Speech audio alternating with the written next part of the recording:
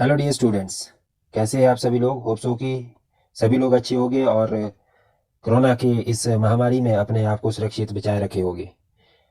देखिए दोस्तों, ज्योग्राफी को बिना मैप के समझना मुश्किल है, या यूं कहिए कि बिना मैप को अंडरस्टैंड किए किसी भी देश की ज्योग्राफी और उसके जो आपके फीचर है उसको समझना काफ़ी ज़्यादा मुश्किल है। जब तक आपको मैप याद नहीं हो जाता, जब तक आपके माइंड में एक एक चीज़ पिक्टोरियल फॉर्म में नहीं चली जाती, तब तक किसी भी चीज़ को अंडरस्टैंड करना काफ़ी ज़्यादा मुश्किल रहता है। बात आती है ज्योग्राफी की, तो ज्योग्राफी तो कम्प्लीटली मैप के ऊपर डिपेंड है। तो इसलिए हमें बिना मैप को पढ़े ज्योग्राफी में आगे नहीं बढ़ना चाहिए।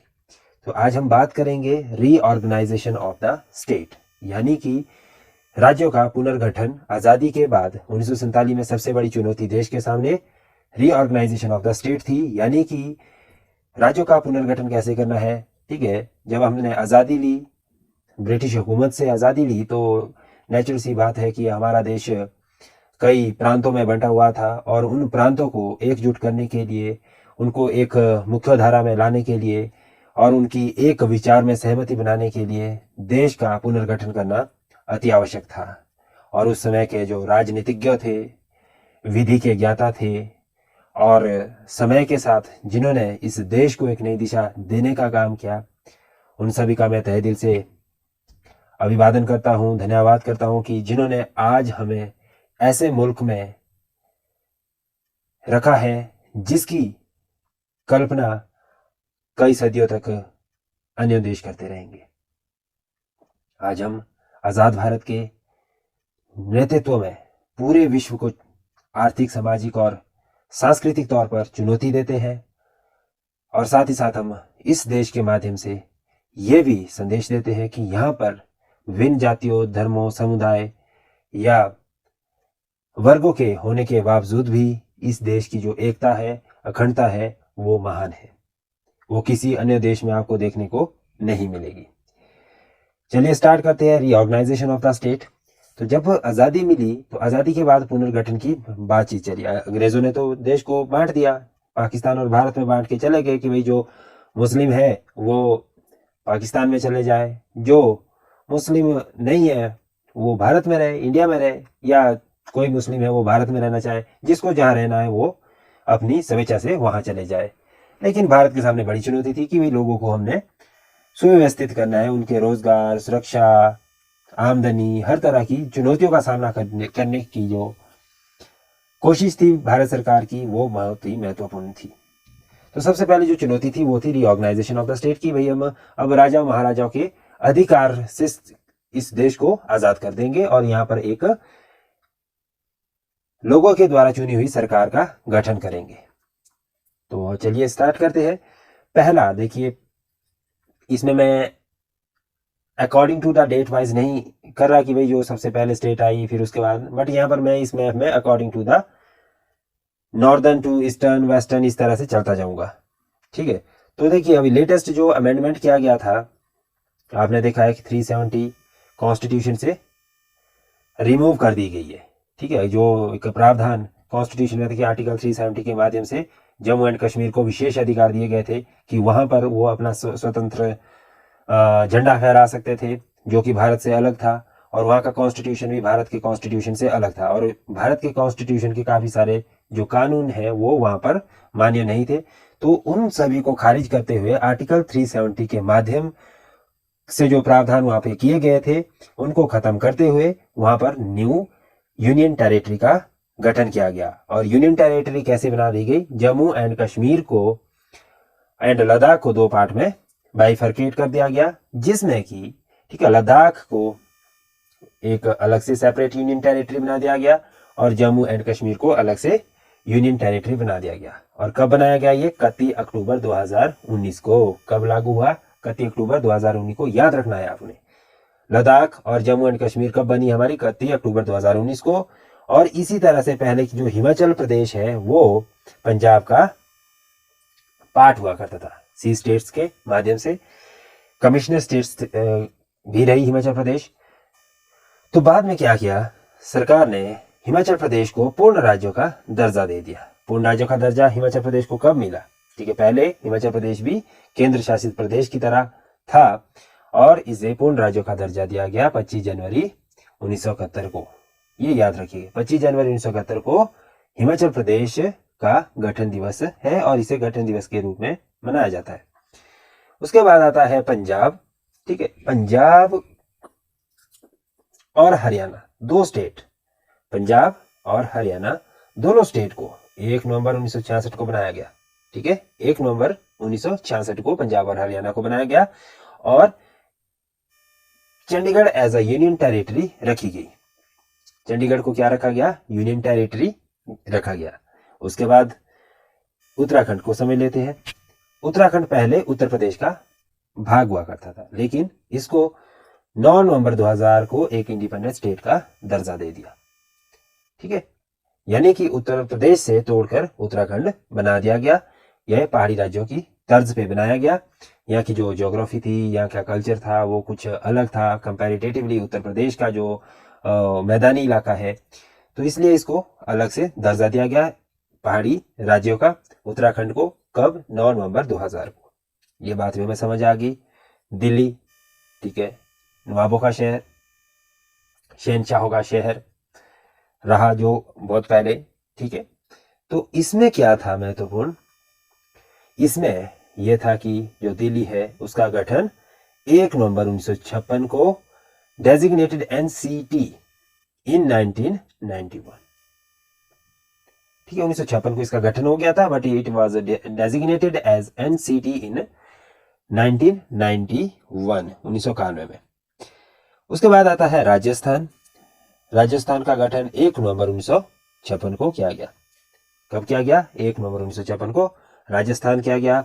26 जनवरी 1950 को उत्तर प्रदेश का गठन किया गया। 16 मई 1975 को सिक्किम का गठन किया गया। 16 मई 1975 को सिक्किम का गठन किया गया। सिक्किम के गठन के पीछे बहुत बड़ी कहानी है। कहानी ये है कि इसके ऊपर भी चाइना का जो अतिक्रमण होना शुरू हो गया था, तो वहां के राजा, ठीक है, पहले ये इंडिपेंडेंट स्टेट हुआ करती थी, ये भी भारत के साथ सम्मिलित नहीं थी और एक इंडिपेंडेंट देश की तरह चल रही थी। यहाँ के जो राजा थे, जब उनको लगा कि हमारे ऊपर अतिक्रमण हो सकता है, बाहरी शक्तियां, बाहरी आक्रमण से बचने के लिए उन्होंने भारत की शरण ली। तो भारत ने इनको फुल प्रोटेक्शन देने की बात की और इंदिरा गांधी की सरकार में, ठीक है, ये सारे निर्णय हुए और एक इंडिपेंडेंट स्टेट से इसको भारत में मिला दिया गया और भारत का एक अंग बन गया सिक्किम 16 मई 1975 को। उसके बाद नेक्स्ट हमारे पास जो पार्ट है वो है मेघालय। मेघालय का गठन 20 जनवरी 1972 को हुआ, यानी कि 20 जैन 1972 को किया गया। आसाम का गठन 15 अगस्त 1947 को किया गया।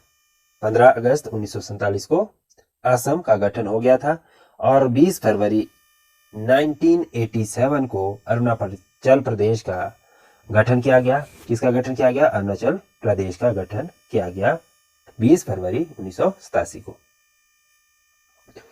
उसके बाद नागालैंड की बात आती है, तो नागालैंड का गठन 1 दिसंबर 1963 को किया गया। उसके बाद आती है मणिपुर की बात, तो मणिपुर का गठन 21 जनवरी 1972 को किया गया, 72 को। मिजोरम का गठन 20 फरवरी 1987 को किया गया। त्रिपुरा का गठन 21 जनवरी 1972 को हुआ और साथ ही साथ अगर वेस्ट बंगाल की बात करें तो वेस्ट बंगाल का गठन 1 नवंबर 1956 को हुआ और झारखंड का गठन 15 नवंबर 2000 को किया गया, जो कि बिहार का एक अभिन्न अंग था और बिहार से इसको अलग कर दिया गया 15 नवंबर 2000 को। और जो बिहार है, बिहार का गठन 1 अप्रैल 1936 को हो गया था। उसके बाद आती है छत्तीसगढ़ की बात। छत्तीसगढ़ 1 नवंबर 2000 को गठित किया गया। मध्य प्रदेश 1 नवंबर 1956 को किया गया। गुजरात मैंने बता दिया था कि 1 मई 1960 को हुआ। दमन एंड दीव 26 जनवरी 2020 को ये गठित की गई। ठीक है, दमन और दीव दो अलग अलग यूनियन टेरिटरी थी, अब इनका क्या है, मिश्रण कर दिया गया और ये अब इकट्ठी बन गई है। इसलिए हमारे पास क्या है, 28 स्टेट है। कितनी स्टेट्स है हमारे पास? 28 स्टेट है और 8 यूनियन टेरिटरी है। हालांकि हमारे पास पहले 7 थी और 2 नई बनाई गई, कौन सी, लद्दाख और J&K, बट होनी चाहिए थी हमारे पास 9, बट हमारे पास है 8। क्यों? क्योंकि हमारे पास यहाँ से ये दीव और दमन को इकट्ठा कर दिया गया। तो हमारे पास यूनियन टेरिटरी भी 8 है और स्टेट भी 28 है। हमारे पास 29 स्टेट्स हो गई थी, बट जम्मू एंड कश्मीर को हटा दिया गया, उसको यूनियन टेरिटरी में शामिल कर दिया गया। तो हमारे पास ये महत्वपूर्ण क्वेश्चन है, इसलिए मैं इसको थोड़ा सा स्ट्रेस के साथ और इसको डिटेल में आपको बता रहा हूँ, तो इसको आप ध्यान रखिएगा। उसके बाद नेक्स्ट हमारे पास आता है दादर एंड नगर हवेली। ये भी 26 जनवरी 2020 को गठित की गई। कब किया गया? 26 जनवरी 2020 को। और महाराष्ट्र 1 मई 1960 को। तेलंगाना 2 जून 2014 को बनाया गया। 2 जून 2014 को तेलंगाना का गठन किया गया। उसके बाद नेक्स्ट है हमारे पास गोवा 30 मई 1987 को बनाया गया। कर्नाटका 1 नवंबर 1956 को इसका गठन किया गया। आंध्र प्रदेश का गठन 1 अक्टूबर 1953 को किया गया। तेलंगाना का मैंने बता दिया था आपको। और पुडुचेरी का गठन 1 नवंबर 1954 को किया गया। 1954 को किया गया। 1954 को किया गया। तमिलनाडु का गठन 26 जनवरी 1950 को हुआ। केरला का गठन 1 नवंबर 1956 को हुआ। और अंडमान एंड निकोबार आइलैंड का गठन भी 1 नवंबर 1956 को किया गया। लक्षद्वीप का गठन भी 1956 को ही किया गया। ये थे हमारे पास रीऑर्गेनाइजेशन ऑफ द स्टेट। अब इसके बाद आता है 7 sister of the north east state. अब 7 सिस्टर क्या है? 7 सिस्टर हमारे पास नॉर्थ ईस्टर्न में, जो हमारा पूर्वी क्षेत्र है, भारत का पूर्वांचल क्षेत्र है, वहां पे जो स्टेट्स बनी है, ठीक है, 7 स्टेट्स बनी है और उनको 7 सिस्टर के नाम से जाना जाता है। और पेपर में कई बार पूछ लेता है नेम इनके, तो आपको याद रहने चाहिए। तो ये कौन कौन सी है? सिक्किम है, अरुणाचल प्रदेश है, असम है, नागालैंड है, मणिपुर है, त्रिपुरा है, मेघालय है, ठीक है। तो ये हमारे पास 7 सिस्टर है। 1 2 3 4 5 6 7। सिक्किम की राजधानी गंगटोक, अरुणाचल प्रदेश की ईटानगर, आसाम की दिसपुर, और नागालैंड की कोहिमा, मणिपुर की इम्फाल और त्रिपुरा की अगरतला। तो ये आपको याद रहना चाहिए 7 sister of the east, north east India. ये महत्वपूर्ण था। उसके बाद इसमें एक चीज और है कि यहीं से हमारे पास एक ट्रॉपिक ऑफ कैंसर, यानी कि जो कर्क रेखा है, वो त्रिपुरा और मिजोरम को काटती हुई आगे जाती है। या आपसे क्वेश्चन पूछा जा सकता है कि 7 सिस्टर में से किस पार्ट से होती हुई ट्रॉपिक ऑफ कैंसर जाती है? तो आप लिखेंगे मिजोरम से होते हुए ट्रॉपिक ऑफ कैंसर आगे जाती है। उसके बाद नेक्स्ट हमारे पास है इंटरनेशनल बाउंड्री। ये देखना बहुत ज्यादा जरूरी है। भारत की इंटरनेशनल बाउंड्री वैसे 7 कंट्री के साथ टच करती है। कितने कंट्री के साथ? 7 देशों के साथ लगती है। तो इसमें देखिए ये वाला पार्ट है हमारा, ठीक है। ये कौन सा पार्ट है? लद्दाख वाला पार्ट है। तो लद्दाख में इसमें लिखेंगे आप सीनो इंडिया, कि जो इसमें लद्दाख, हिमाचल प्रदेश, उत्तराखंड, सिक्किम और अरुणाचल प्रदेश, ठीक है, इन सभी राज्यों के साथ एक जो बहुत लंबी श्रृंखला के साथ इंडिया एंड सीनो जो इंटरनेशनल बाउंड्री है वो 3438 किलोमीटर के लगभग है। कितनी है? 3438 किलोमीटर के लगभग है। और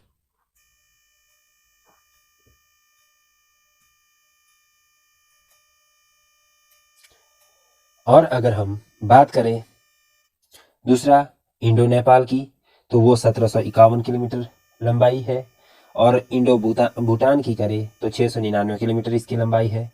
और इंडो म्यांमार की बात करें तो 1643 किलोमीटर की ये लंबाई है। और अगर आप बात करें यहाँ पे इंडो पाकिस्तान, ठीक है, वो 3323 किलोमीटर की लंबाई है। इंडिया और अफगानिस्तान के बीच 106 किलोमीटर की लंबी इंटरनेशनल बाउंड्री है। इसी के साथ साथ अगर आप बात करें बांग्लादेश की, ठीक है, तो भारत और बांग्लादेश के बीच 4096 किलोमीटर लंबी बाउंड्री है। और सबसे लंबी बाउंड्री बांग्लादेश के साथ है। अब इसमें देखिए सबसे लंबी बाउंड्री किसके साथ है?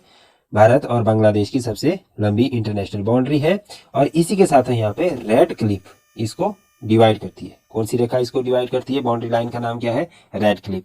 और 5 स्टेट से होके ये गुजरती है, जो कि है वेस्ट बंगाल। ठीक है, कौन कौन सा है? वेस्ट बंगाल हो गया आपका, दूसरा आपका मेघालय हो गया, तीसरा आपका त्रिपुरा हो गया, चौथा मिजोरम हो गया, पांचवा आपका असम हो गया। ये सभी 5 राज्यों को टच करती हुई आगे जाती है बांग्लादेश की इंटरनेशनल बाउंड्री। उसके बाद आता है चाइना। चाइना के साथ हमारी 3438 किलोमीटर लंबी रेखा है, जो कि यहाँ पे आपको दिखती है। सीनो इंडिया यानी कि जो चाइना और इंडिया के बीच जो रेखा है वो कहलाती है मैकमोहन रेखा। कौन सी रेखा है? मैकमोहन रेखा है। मैकमोहन के नाम से ये शामिल है और इसको जॉनसन लाइन के नाम से भी जाना जाता है। जॉनसन लाइन के नाम से भी जाना जाता है। और ये भी 5 राज्यों को टच करती है, जिसमें हमारे पास हिमाचल प्रदेश का हिस्सा आता है, मेघालय का हिस्सा आता है। ठीक है, ये वाला जो यहाँ पे मेघालय वाला पार्ट है। ठीक है, और त्रिपुरा है, मिजोरम है, आसाम है। ये इन स्टेट्स को टच करती है मैकमोहन रेखा। फिर तीसरे नंबर पे है जो सबसे लंबी, इंडिया और पाकिस्तान के बीच, जो कि 3323 किलोमीटर है। और ये रेखा है, जो लाइन है, वो रेड क्लिफ लाइन के नाम से जानी जाती है। रेड क्लिफ लाइन के नाम से जानी जाती है। और ये 5 राज्यों से होती हुई आगे बढ़ती है। 5 राज्य कौन कौन से हैं इसमें आपके? इसमें है आपके गुजरात है, राजस्थान है, पंजाब है, जम्मू एंड कश्मीर है, लद्दाख है। ठीक है, ये सारे पंजाब के, इसको आप पश्चिमी पंजाब पाकिस्तान बोल सकते हैं। और पूर्वी जो पाकिस्तान था बांग्लादेश में, जो अब बदल दिया गया है। ठीक है, तो इस तरह से ये पूर्व और पश्चिमी पाकिस्तान में डिवाइड था।